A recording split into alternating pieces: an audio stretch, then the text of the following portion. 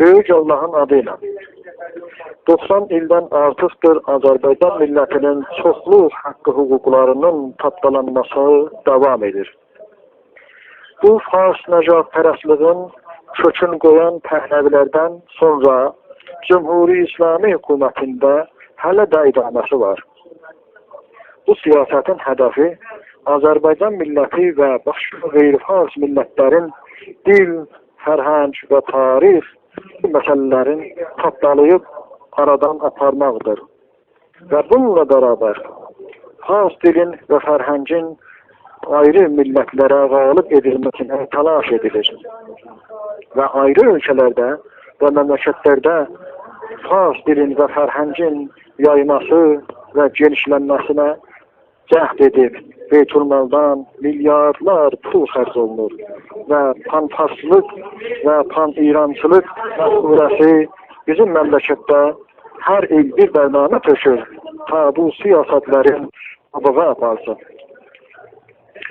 Bu çirkin siyasətin qabağında hər kim dayanır və ya öz millətinin dil və fərhəngi ilə bağlı çalışır və ya öz milli haqqı hüquqların cəmiyyətinə açıqlayır, şiddət ilə tərkib olub şikəncə və zindanlara məruz qalırlar.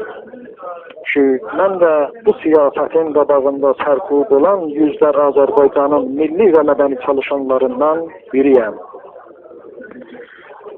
İndiyə qədər 5 dönə tutuqlanmışam və hər dönə itilaatı məmurların tərəfindən uğurlanıb, naməlum yerlərdə saxlanılıb və sellullarda şikəncə və çirkin tohum və yamanlara məruz qalmışam.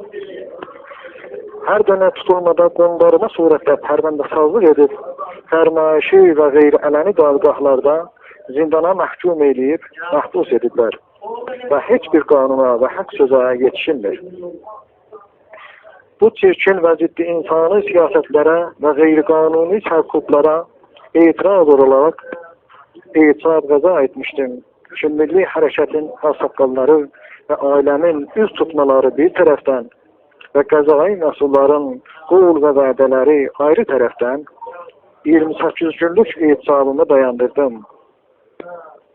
Amma indiyə qədər heç bir iş qeyri-qanuni hökmlər üçün görülməyib və görmək istəmirlər. Üçün pərdə arxasındakı əllər icazə vermir. İndi bugün etisabladıya başlayıram.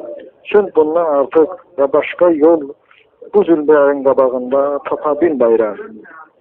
Yaşasın Azərbaycan, yaşasın ana dilim Azərbaycan türkü.